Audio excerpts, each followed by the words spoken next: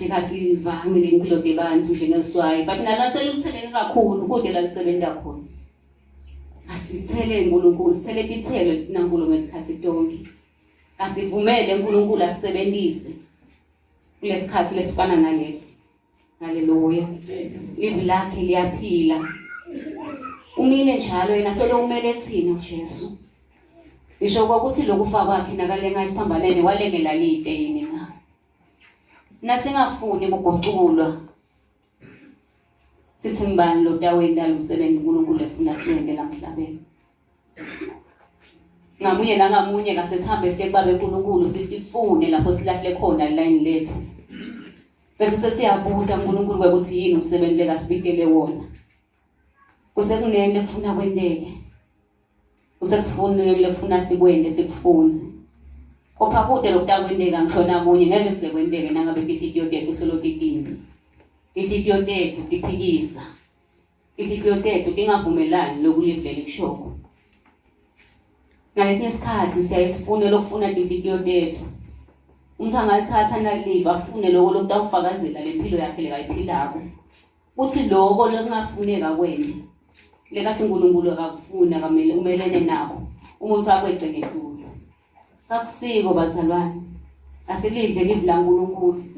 athi ukhona uNkulunkulu lapho khona afuna ukuthi asifundzise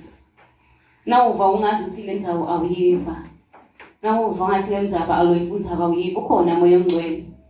bathi angeke ente nge-magic ufuna wena nenhliziyo yakho haleluya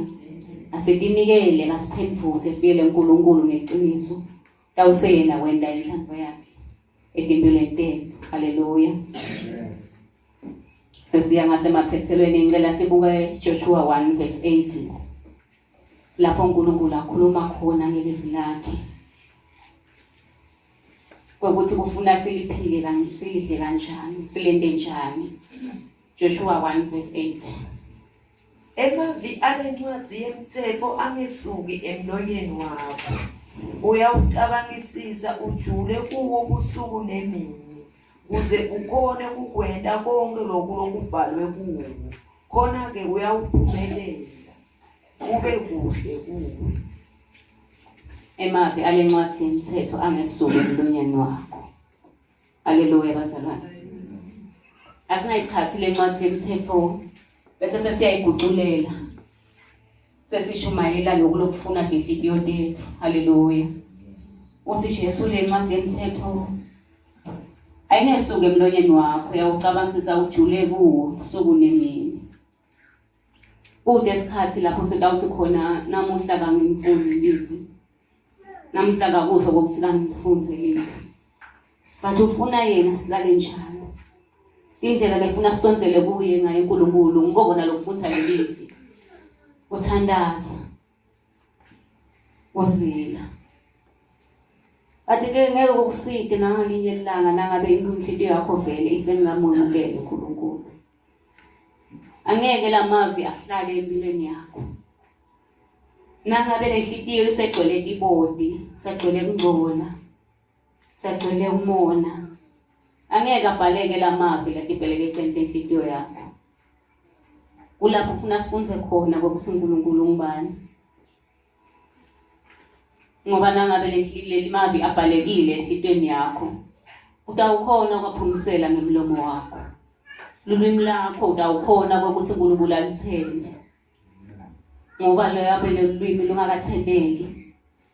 unene lokutawonakala ngalo naso uhleli phansi mzalwane wami asesibiyele phansi sizidle ngempilo tethu asesizidle ngesiphetho sethu kasingabhalisi ukuthi sitayithu transformation but asenze siye kuJesu ngoba nguye lo sidingayo uyasinga uyasifuna ngemalanga la kanjena uyafuna selishumayele livi lakhe umhlaba wonke athi 70 dincane unini lapho kutawulunga khona asibiyelene emakhaya bazalwane sivule inhliziyo tethu sivule ingqondo yethu bese sithi ngikela lonke uNkulunkulu konke tawuse sekuyalunga konke tawendeka kuphela nje nangabe sithethe uNkulunkulu sambeka wabasiphephelo sethu nenqaba yethu athi gaga nangabe ukhethe Jesu ukhethe uNkulunkulu wabasiphephelo sakho awujika benqaba ebantwana bakho nalamuhla solo uNkulunkulu uyaphila solo wethembekile usifuna siphilile usifuna sonke ukuthi siphelele manje thina kasifuni ukusondzela kuwe haleluya asithathene amandla ethu lamandla lohamba ngawo nawenda lokhu uNkulunkulu angakufuna sesiwade redirect siwashinje siwabisele umsebenzi kaNkulunkulu maye kunele ngabe sekemekile